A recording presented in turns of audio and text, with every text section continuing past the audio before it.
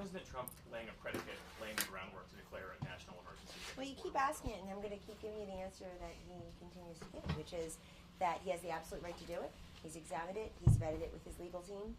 And in my view, that would be a tool or an action of last resort, not first resort. He's tried to have Congress do its job. He tried to work with a Republican-led Congress and now a Democratic-led Congress to do its job and get this country an immigration reform package, including a physical barrier that you can't climb over, crawl under, or drive through, or walk around, as much of the video footage shows that you can currently in places and spaces. And so he hasn't wanted to do that. He's wanted Congress to do its job. He's respecting the process. He'll see through the 21 days, the February 15th deadline. He has expressed a low degree of confidence in the process because Speaker Pelosi herself keeps going out there and giving one-word responses like dollar, no. And she just seems incredibly sarcastic given her role. At least come to the table and tell us, to what do you and your conference object, Speaker Pelosi? Is it the DACA and TPS fixes? Is it the 2,750 new Border Patrol agents? Is it the 75 more immigration judges to try to release the pressure of the 800,000 case backlog that we have? Is it the $800 million, including detention beds and humanitarian assistance? Is it the additional $800 million for technology and other drug detection measures? All the things that Democrats have said, Jeff, that they wanted over time are in this package that the president put forward. We've never even gotten a response from her except no, $1, no wall. But I did notice yesterday that she also said, well, if he wants to call it, if it's fencing, maybe there's something for fencing if he wants to call it a wall. And he's told them, and if you want to call it a fence. As I said on a couple Sunday shows 3 or 4 weeks ago, let's not have a silly semantics argument. Call it what you want, but get it so that it's a physical barrier that keeps the drugs out of our communities and keeps and stops encouraging people to take their young children on this perilous journey, being promised by coyotes to whom they give their entire life savings. Promise things that just can't be delivered upon. Kellyanne, just to be clear, was that a possible area of compromise? Because when I heard Speaker Pelosi say that, I thought maybe that is the area of agreement when she talked about the fencing. She said, call it what you want, as you just said. Would the president said that in the Situation Room weeks ago to her. Yesterday he said a wall is a wall. So would he sign off on that? But that's his way of telling them, you can call it fencing. We know it's a wall. He calls it a wall. They want to call it fencing. Kristen, I'll repeat what I've said before. For those, including Senator Schumer, Senator Biden, Senator Clinton, Senator Obama no longer vote there, but obviously leaders of the Democratic Party, they voted for the Secure Fences Act in 2006. Why is that relevant? They can call this the Secure Fences Act of 2019 if they like. I'm sure we can arrange that. But call it what you want, but get the darn thing done. Because Congress has fallen down on its job. Republican-led Congress, Democratic-led Congress. You're not going to get an argument from me on that. The president was promised by the Republican-led Congress that he would get that wall funding when he signed that omnibus spending package that did not include a sufficient amount for it. And yet now we have courts making immigration law for the entire country because Congress will not do its job. And apologies, I haven't hit it so very quickly.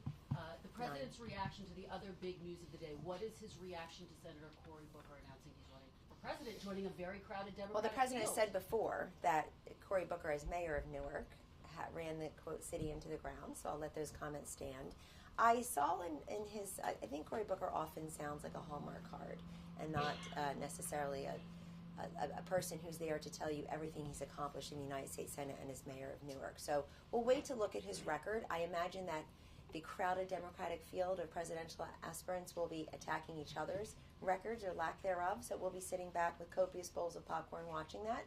But at the same time, as a resident, as a person who grew up in New Jersey and raised my children there before we moved here, I don't know what's in Senator Booker's record that he's going to be able to point to and say, let me bring this to the entire nation. I did notice in his words today, he says something about being born into this country. So I'd like to ask him and the rest of the 2020 field, when you use the word born, would that include sometime around the 9th month? Do you agree with what's going on in Virginia and New York, that children who are close to being born in the 8th and 9th month can survive out of the womb viably? And in the case of Virginia, in the words of the governor, that as far as I know he hasn't retracted, the baby's already born, will, quote, keep the infant comfortable, and then have the mother consult with the physician. Is this America? Is this serious? Is that what it is to be pro-choice now? I think so. because as a pro-lifer, he works for a pro-life president who masterfully and famously said to Hillary Clinton on October 19, 2016, "You're the extremist on abortion. You're the one that ripped that baby out of its mother's womb an hour before it's being born." And lo and behold, here we are in Virginia, in New York, and in other places. So I would ask Cory Booker and Kamala Harris and Elizabeth Warren and the 100 people who I guess will run for president on the Democratic side, when do you believe life begins? Are you going to look in the eye of people like Gabby Petkevis of New Jersey, who was born at 23 and a half weeks and is now a thriving 4-year-old? Should she have been aborted? Should she have been aborted at 23 and a half weeks, 16 weeks after that? We have to have a serious conversation about what it means in modern America to call yourself pro-choice in 2019. And I will say one other thing. All these Democrats, including those who represent large states in the Senate, it looks like they're going to spend 2019 running for president. Donald Trump's going to spend 2019 being the president, and that's the difference, and that's why he'll get reelected. Kellyanne, back on the wall, Congressional Research Service put something out, I think just this week, that suggested there are a couple ways around the president declaring an emergency, still getting a lot of money, and he's by simply declaring there's an issue with drugs on the border, declaring this is an issue of national security. Is it possible the president's going to make a move that doesn't declare a national emergency, doesn't trigger a whole bunch of... The president has said several times, Joe, more than several times publicly, that he has many different options. He's been reviewing different options, and that includes a national declaration of a national emergency, but it includes other options as well. So I'll leave it at that, and the president and his team will make announcements when we're ready. But in the meantime, we're seeing out the congressional process. It sounds like you don't have a high level of confidence in the congressional process. So the president said yesterday to the New York Times that he will, he's going to see it out until February 15th. Obviously, he will address these issues in his State of the Union on Tuesday night as well. Time to really unify the country, talk about the accomplishments, but really the vision forward. And again, he's the only person I see who's absolutely positively going to be on the ballot in 2020 who's actually doing anything in 2019 other than running for president. Kellyanne, 2 more things on border security. First, the president signed a couple of years back an executive order to promote the hiring of more Border Patrol agents.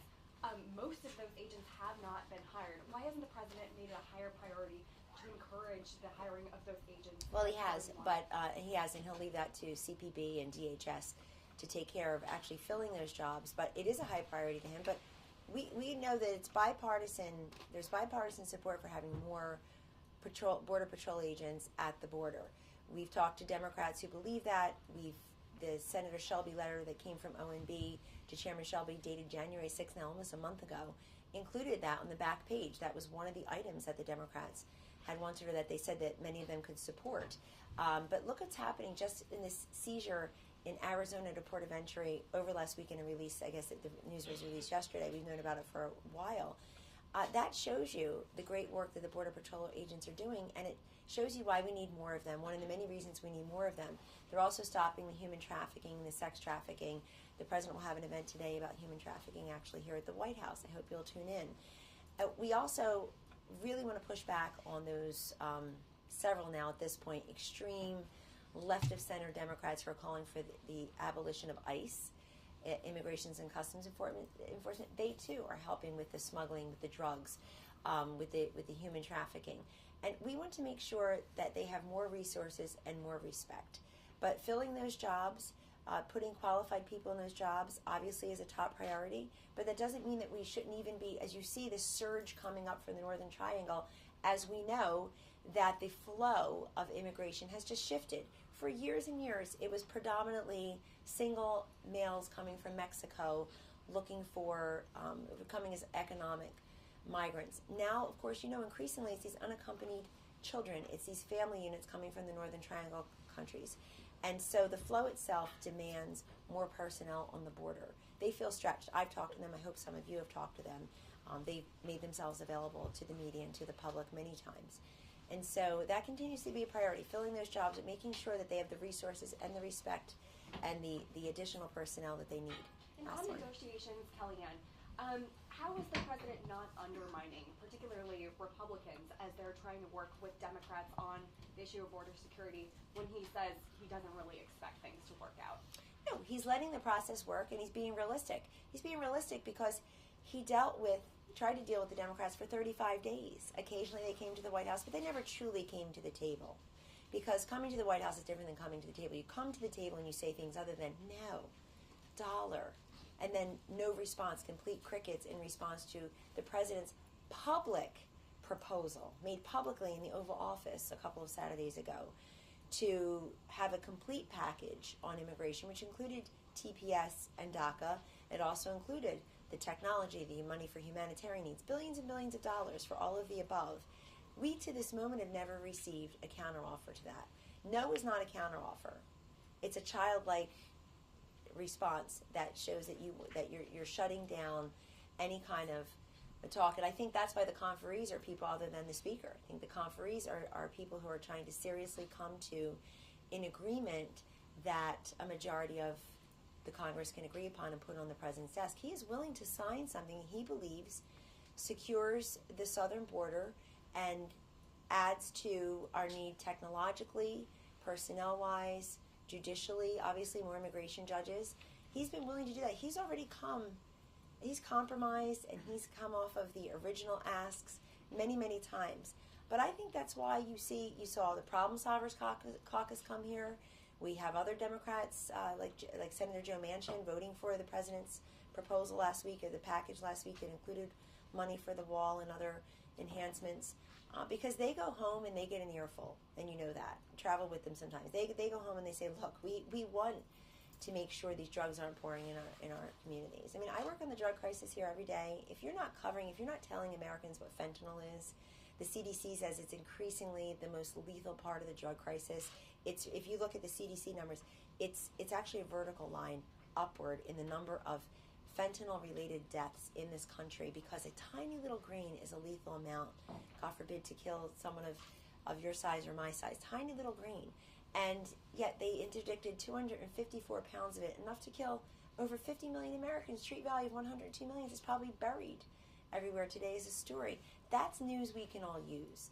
That's relevant information, and that is in large part why the president keeps talking about the drugs pouring in, having the Chinese president, Mr. Xi, make good on his promise to schedule it as a controlled substance, thereby making it a crime, punishable at the highest levels in China. There's a direct nexus between what is being manufactured illicitly in their labs and what is being brought into this country. And I would say to every single Democrat that voted, thank you for voting, but every single Democrat that voted for the most historic piece of legislation on any one drug crisis in our nation's history, just about 6 months ago, they voted for that because they know drugs are a problem in their communities, in this country, in their states. They voted for money to give Border Patrol through the Interdict Act, it's an acronym, more money to detect and analyze fentanyl. And handle fentanyl. They voted for the STOP Act as part of H.R. 6, which would compel our own U.S. Postal Service, our own government, our own U.S. Postal Service to require packages coming from foreign countries to say sender, recipient, and the contents to stop the flow of drugs coming in. They've all admitted that it's a problem through that vote on H.R. 6. So why are they coming to the table now? They don't want to go on record saying Donald Trump got his wall through my vote. Call it whatever they want. They can call it anything they want, but make it a serious physical barrier that people can't crawl under, climb over, walk around, or drive through, so that we can impede the flow of drugs and coming over this border and stop encouraging these mothers to take these children on these perilous journeys from the Northern Triangle countries. Stop in Mexico and remain there while your fear of asylum your fear and your asylum claim is being processed on this side of the border. Stay on that side of the border where you have a visa, you have work, you have safety, you have your humanitarian needs met. That's our message to them. Don't take the perilous journey in the first place. The president has said, be one of the 33 million Americans who came here legally. We'd love to add to those ranks. He wants people to come here, to immigrate here legally. He has said that many times, and I'm repeating it on his behalf. I have a 9:15 meeting. Anyone else? Kellyanne, yes, I have one yet. Thank you. Yesterday, the president said he expects unification and unity to be a major message of his State of the Union speech. And then he immediately, in the next breath, started to assail Democrats over border security and the border wall. So what would you say to Democrats who are contemplating whether they're going to come to the State of the Union address on Tuesday and fear that it might just be a lecture in prime time on border security? Is that what they fear? Well, the president of course, is going to be a unifying figure. He is the leader of the country, and he certainly is the leader of the country at the State of the Union. It's his opportunity once a year to look the American people in the eye, cut out the middleman respectfully until the panels talk afterwards, and to convey to them many things they don't hear throughout the year. The record of accomplishment, the facts and figures of his great economy. Today we have 304,000 new jobs created, well above the 170,000 that were projected. So he will say things like that, showing the economy strong. But he's also, as he said, it's going to be unifying. He knows on criminal justice reform, on the drug legislation, on any number of issues, Republicans and Democrats have proven they can come together and work toward the common purpose of serving the American people. He believes border security is a nonpartisan issue that should have bipartisan solutions. But many things fall into that category. He may ask Democrats. I'm not going to tell you what's in the speech. I've seen it, but maybe he'll ask Democrats in view of the new news. Why do you object to the pain-capable bill that nonpartisan scientists say a baby can feel pain after the 20th week? And now we've got governors and state legislators in many places, but most illustratively and recently in New York and Virginia, saying that a baby can have his or her life snuffed out of him or her 20 weeks after 20 weeks. I mean, this is who we are as Americans. But he is going to call for bipartisan action on a number of issues, and he continues to do that. And I don't think that the Speaker of the House, respectfully, sounds very unifying. Most days she sounds like a cable news pundit when she goes out there and says, "Well, does the president do this? The president?" She doesn't sound like a unifying figure. And I know she represents San Francisco, which is a little slice of the country and not very representative. I know she's a very wealthy woman and not very representative of the rest of the country, but she should think about her words.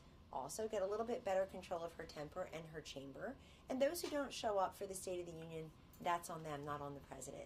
They need to explain to their constituents why they thought so little of the people they represent that they refused to sit in the hallowed chamber in the Capitol and listen to our president come forward and try to call for bipartisan action on any number of measures. That's on them. That's not on him. How much of his speech will he be using to address foreign issues? Well, like you saw yesterday and you saw just this morning with our Secretary of State, the president spends a good part of every day thinking about the nation's intelligence, security, foreign policy, certainly, endless wars, as he calls them, in places like Syria and Afghanistan, where he thinks that we have spent enormous treasure, most of all our young men and women who have perished there. And, of course, he will be addressing that at the State of the Union as well as domestic issues. You said you've seen the speech. Is it done? Concerned that pulling out of INF will spark a nuclear arms race. And you heard the Secretary of State's comments, our chief diplomat, and I would say to all of you who continue to say on and on and on, as do the people in your respective networks and in your print publications, your online publications for that matter, that the president is so soft on Russia. Is he?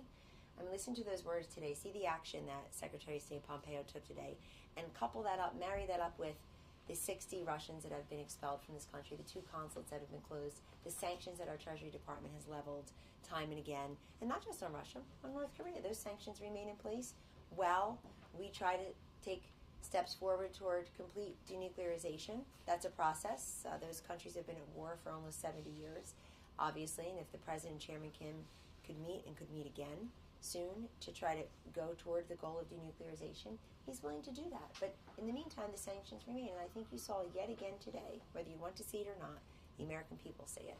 A president who is willing to stand up for America and not stand down to Russia and Putin. Thank you and have a great day. Thank you, Kellyanne. Thanks, Kellyanne.